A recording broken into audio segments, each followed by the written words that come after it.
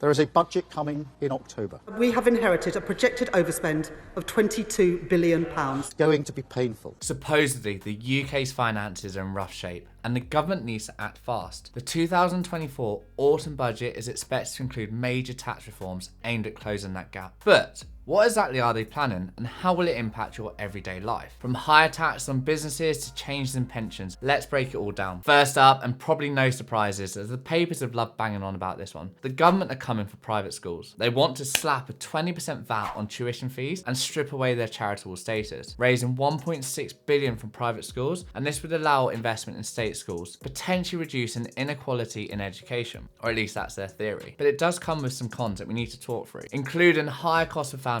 Parents paying for private education will face a significant increase of around 20% on their school fees, thus pushing some students back into the public system, which may overwhelm that. Now, number 2 is increasing the energy profits levy. This one's aimed at the energy companies in particular. The government wants to crank up the windfall tax on their eye-watering profits to 38%. This could bring around 5 to 8 billion a year. Obviously depends on how much gas and electricity cost your nan next year. The idea behind this one is that energy companies that made a killing during the crisis should contribute more. Critics warn that this might disencourage investment in the energy sector, especially renewables. We may also see the cost passed on to consumers, as energy companies could increase their prices to cover the extra tax. Number 3 is to tighten corporation tax loopholes. So corporation tax is staying at 25%, but the government are coming for those sneaky little loopholes that big companies use to pay less. By tightening these rules, they hope to bring in around an extra £5 billion annually. So what does this mean for you? Well, unless you're a CEO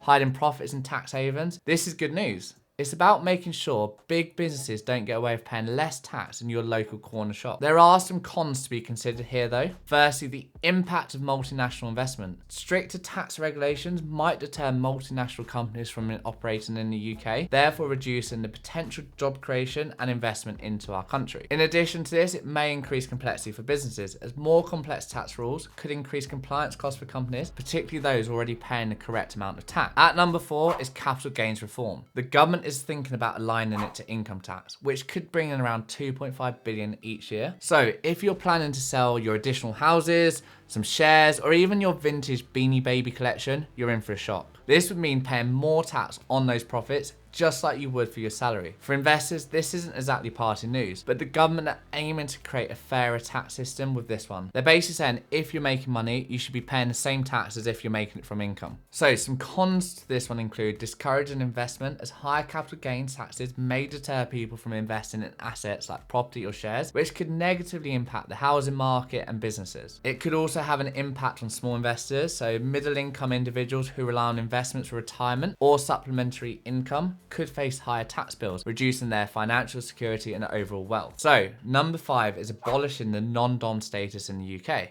The famous non-dom status, famously used by celebrities, sports stars, and entrepreneurs. For those that don't know about this is a little tax loophole that's used by wealthy individuals to avoid paying tax in the UK. Tax on their overseas income isn't taxed. The government wants to bin this tax loophole, which could bring in around 3 billion per year. If you're part of that 0.1% and have a vast overseas holdings, which let's be honest, you're probably not, this is really bad news for you. This does have some potential downsides though. Wealthy non-doms might relocate their wealth or leave the UK entirely to avoid paying higher taxes, which could reduce the longer term tax base.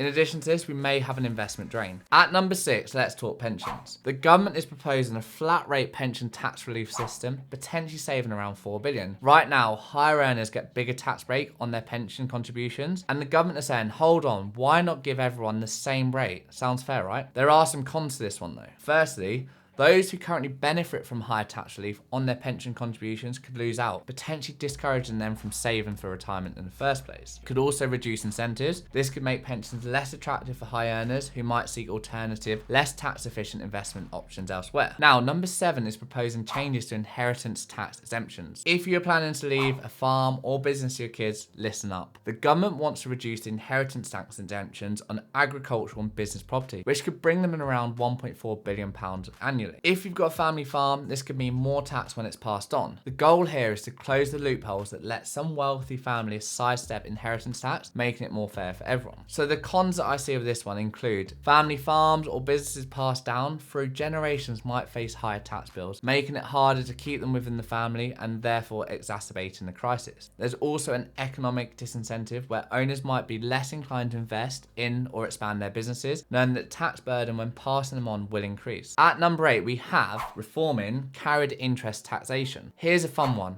Carried interest. It's a fancy term for saying the profit that fund managers make and the government really wants to tax it at regular income instead of capital gain tax rate. This could bring around 440 million for the government. For most of us, this means nothing. For fund managers, this means they'll be taxed like the rest of us when they make their big bucks. It's like saying, hey, you're not that special. You will pay tax like everyone else, which in my view is probably only fair. It does have some cons though. This includes investment disincentives, so private equity firms and hedge funds might find the UK less attractive for businesses, potentially moving their operations abroad. This could have a knock-on effect on pensions, as many pension funds invest in private equity, so a reduction in investment returns could ultimately impact their pensioners. And number 9, the government is also looking at business asset disposal relief, which helps entrepreneurs pay less tax when selling their businesses. By reducing this, they're hoping to bring in about £500 million. So if you're thinking about selling a business or even buying a yacht, firstly, congratulations, but potentially hold off. The idea here is to raise more from those that are cashing out big profits, which might make entrepreneurs think twice. The focus here is on closing another tax break that benefits wealthier individuals. This does also have some cons. It disencourages entrepreneurs, as entrepreneurs might be less inclined to start or grow businesses if they know the tax breaks of selling them later will be reduced. It could also have a negative impact on growth, as fewer businesses being sold or started could reduce economic growth and employment opportunities. And now finally, number 10, the government is getting serious and is going after tax evasion. The dodgers, the avoiders, and the I've lost my receipt crowd. By investing more in HMRC and tightening up enforcement, they're hoping to recover around $5 billion a year.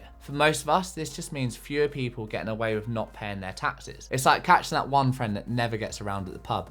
I'm watching. This does have some cons. Increased compliance costs, meaning more stringent tax enforcement could lead to higher compliance costs for businesses, particularly small businesses that might struggle with the additional paperwork. So there you have it, 10 potential tax changes that the government might bring in the autumn 2024 budget. Together, these could raise around 40 to 60 billion annually to help close that 22 billion hole. But with every change comes a ripple effect. Some good, some bad, depending on who you ask. So, what do you think? Will these changes fix the budget or create new headaches? Let me know your thoughts in the comment section. And be sure to subscribe for more breakdowns as we get closer to the autumn 2024 budget. Remember, nothing in life is certain apart from taxes and death.